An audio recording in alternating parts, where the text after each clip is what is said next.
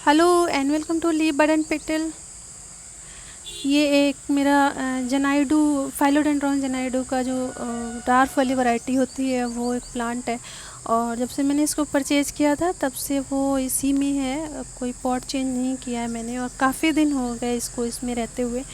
तो अभी कोई फर्दर ग्रोथ नहीं हो रही है इसमें, साइड से कोई भी जो नया प्लांट नहीं बना है। ये दो थे और दो ही हैं, और ये थोड़ा सा लंबा हुआ था शुरू में, बट अभी इसमें कोई फर्दर इम्प्रूवमेंट नहीं दिख रहा है। तो हो सकता है पॉट काफ़ी छोटा है, और इसी पॉट में काफ़ी दिनों से रहने की वजह से इसमें रूट बाउंड हो गई हो, और रूट को ग्रो करने के लिए फ़र्दर स्पेस ना हो, इस वजह से इसमें कोई डेवलपमेंट ना हो रहा हो। तो मैं इसको रिपोर्ट करूँगी, और साथ ही साथ इसके बारे में और भी जो ज़रूरी बातें हैं वो भी शेयर करूँगी। तो ये जो फाइलोडेंड्रॉन के जितनी भी वैरायटीज़ होती हैं सभी ही बहुत ही अच्छी एयर प्योरीफायर होती हैं, और ये इंडोर बहुत अच्छे चलते हैं ये प्लांट, इसलिए इनको घर के अंदर आप आराम से लगा सकते हैं किसी अच्छे से पॉट में करके, और ये काफ़ी सुंदर भी लगते हैं। और जो घर के अंदर की एयर होती है वो कंपैरेटिवली बाहर के वो ज़्यादा ही पॉल्यूटेड होती है, क्योंकि बहुत सारे इलेक्ट्रॉनिक्स घर के अंदर होते हैं। फ्रिज हो गया, एसी हो गया, या और भी चीज़ें जो हम यूज़ करते हैं, तो उनसे बहुत सारे हार्मफुल केमिकल्स निकलते रहते हैं। और वो क्योंकि इतना प्रॉपर वेंटिलेशन घर के सभी घरों में नहीं होता है, तो वो ट्रैप रहते हैं घर के अंदर, और उनके बाहर निकलने की जगह नहीं होने की वजह से अंदर की एयर जो होती है वो बहुत ज़्यादा पॉल्यूटेड होती है। तो अगर आप कुछ प्लांट को घर के अंदर लगाएंगे तो वो उनको प्यूरिफाई कर देते हैं, उनको एब्जॉर्ब कर लेते हैं, और आपके घर के अंदर की जो एयर है उसको शुद्ध कर देते हैं। तो फाइलोडेंड्रॉन भी उन्हीं में से एक प्लांट है जो इंडोर होने के साथ साथ बहुत ही अच्छा एयर प्योरीफायर भी है। तो कोई भी प्लांट फुल्ली इंडोर नहीं होता, उसको थोड़ी बहुत धूप तो चाहिए होती है, लेकिन ये काफ़ी अच्छा चलता है इंडोर में भी। और इसकी ना दो वैरायटी, जितने भी फाइलोडेंड्रॉन होते हैं वो दो तरह के होते हैं। एक तो होते हैं जो क्लाइंबर्स, जो कि जिनमें उनमें क्या होता है कि जैसे भी ये बढ़ता जाएगा तो साइड से रूट निकलती हैं, जो क्लाइंबर्स होते हैं उनमें, और वो किसी सपोर्ट को लेके और ऊपर की तरफ चढ़ते जाते हैं। और दूसरे वो होते हैं जिनकी नीचे से ही नए नए प्लांट निकलते रहते हैं। तो ये दो वैराइटीज़ के फाइलोडेंड्रॉन्स आते हैं। बहुत सारे मेरे पास भी कई सारी हैं फाइलोडेंड्रॉन की वैराइटीज़, लेकिन ये वाला क्लाइंबर नहीं है, इसमें नीचे से प्लांट निकलेगा, और ये जिस भी पॉट में होगा वो खूब घना सा हो जाएगा, बुशी जैसा हो जाता है। और इसकी ये जब भी आप इंडोर रखें तो ऐसी जगह रखें जहाँ पे ब्राइट जो है इनडायरेक्ट सनलाइट आती हो। देखिए मैं इसको निकाल के देखती हूँ पहले। तो ये देखिए, दिख रहा होगा ये रूट बाउंड हुआ है इसमें, और बिल्कुल सही लग रहा था मुझे कि इसी वजह से इसकी ग्रोथ नहीं हो रही है। ये इतनी बड़ी सी रूट थी इसकी, जो फर्दर ग्रो नहीं हो पाने की वजह से ऐसा था। तो देखिए, दो प्लांट थे इसमें और कोई ग्रोथ नहीं।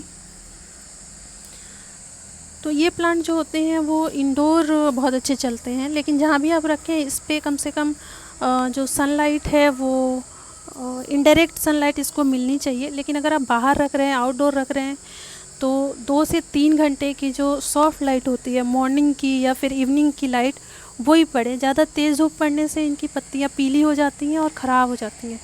तो कोशिश करें कि बिल्कुल डायरेक्ट सनलाइट में इसको ना रखें। पत्तियाँ पीले होने की वजह पानी भी हो सकता है कि आपने ज़्यादा पानी डाल दिया या कम पानी डाल दिया, उसकी वजह से भी पीली होती है। लेकिन धूप की वजह से भी पत्तियाँ पीली हो जाती हैं, और ज़्यादा तेज़ धूप की वजह से ये पत्तियाँ बर्न हो जाती हैं, बिल्कुल जल जाती हैं और सूख जाती हैं, तो वो ठीक भी नहीं लगती देखने में। तो ये कुछ पत्तियाँ जैसे ये हुई है, ये तो एजिंग की वजह से हुई है, तो ये नॉर्मल है, नेचुरल है, इसमें कोई दिक्कत नहीं है इस तरह से होने में। तो जो भी पत्तियाँ डेड हो जाएं उनको आप हटा दें।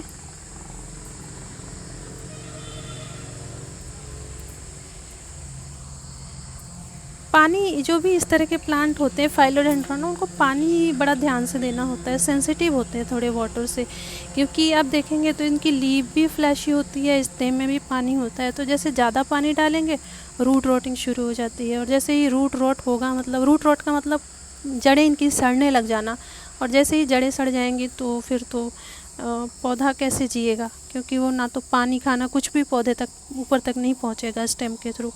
तो फिर वो अल्टीमेटली क्या होता है कि डेथ हो जाती है पौधे की, पौधा मर जाता है। जब भी इसकी मिट्टी बनाए तो मिट्टी हमेशा ही बहुत पोरस होनी चाहिए। ये देखिए मैं अब इसको इसमें लगा रही हूँ, ये थोड़ा अच्छा सा पॉट है, सुंदर सा, इसको कहीं भी रख सकते हैं। और जो मैंने इसके लिए मिट्टी बनाई है, तो मेरे पास परलाइट नहीं था, तो परलाइट की जगह मैंने राइस हस्क यूज़ किया है। ये अच्छा सब्स्टिट्यूट है परलाइट का, आप भी इसको यूज़ कर सकते हैं परलाइट की जगह। तो मैंने इसमें वर्मी कंपोस्ट लिया है, और 3 ही चीज़ें इसमें, वर्मी कंपोस्ट, कोकोपीट और ये राइस हस्क, तीनों इक्वल प्रोपोर्शन में लिया हुआ है मैंने। और मैं अब इसमें इसको लगा रही हूँ। चाहे तो बहुत ज़्यादा जो रूट्स इस तरह की हो जाती हैं उनको कट भी कर सकते हैं, वो आप पे है। तो मैं थोड़ा सा ट्रिम करूँगी इसको, क्योंकि बहुत ज़्यादा ये इतनी बड़ी सी हो गई हैं रूट्स। ये फिर से डेवलप हो जाएगी क्योंकि साइड रूट्स हैं इसमें काफ़ी। इसमें मैं इसको रख दे रही हूँ।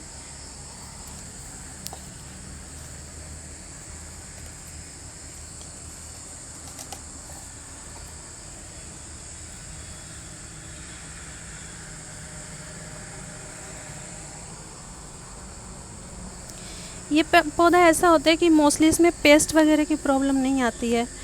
मैंने नहीं देखा कि, मेरे पास जितने भी फाइलोडेंड्रोन के प्लांट हैं उनमें मैंने कभी नहीं देखा कि किसी भी तरह का कोई कीड़ा या कोई बग, जैसे मिली बग वगैरह लगती हैं, वैसा कुछ हो, कभी होता नहीं है।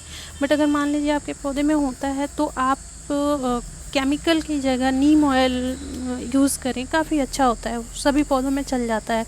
किसी भी तरह के पेस्ट के अटैक पे आप आराम से नीम ऑयल यूज़ कर सकते हैं। शैम्पू में उसको मिक्स करके, थोड़ी सी क्वांटिटी शैम्पू का ले लें और उसमें नीम ऑयल को मिक्स करके उसको काफ़ी डाइल्यूट करके और स्प्रे कर दें अपने पौधों पे। या फिर अगर कम अटैक है तो आप पानी का बहुत तेज़ जो एक धार बना के जेट की तरह, और उससे उसको वॉश कर दें लगातार 3-4 दिन। ऐसा करने से आप देखेंगे कि खुद ही सारे पेस्ट ख़त्म हो गए हैं। देखिए फाइनली ये मैंने इसमें लगा दिया है और अब काफ़ी सुंदर लग रहा है। देखिए, तो हो सकता है इसमें थोड़ा और अच्छे से इसकी ग्रोथ हो, एक आध और ब्रांचेस साइड से निकल के आ जाएं। फर्टिलाइज़र की जहाँ तक अगर बात करते हैं हम इस प्लांट को, तो बहुत ज़्यादा फर्टिलाइज़र नहीं चाहिए, लेकिन जैसे आप रेगुलर अपने और पौधों को महीने में जो भी, चाहे लिक्विड फर्टिलाइज़र हो या वर्मी कंपोस्ट हो, कुछ भी दे रहे हो, तो थोड़ा सा आप इसमें भी डाल दें, तो ये बढ़िया चलता रहेगा, कोई दिक्कत नहीं है, अच्छे से ग्रो करता रहता है। लेकिन मिट्टी का बहुत ज़्यादा ध्यान रखें कि जब भी इसकी मिट्टी बनाएं तो पोरस मिट्टी बनाएं। इसको पोरस मिट्टी बहुत पसंद है। पोरस मिट्टी होने से एक फ़ायदा होता है कि एक तो प्लांट की रूट्स को ग्रो होने का अच्छे से मतलब ईजी रहता है ग्रो होने में, क्योंकि वो पेनिट्रेट कर पाती हैं सॉइल को, बहुत ईजिली नीचे की तरफ मूव कर पाती हैं।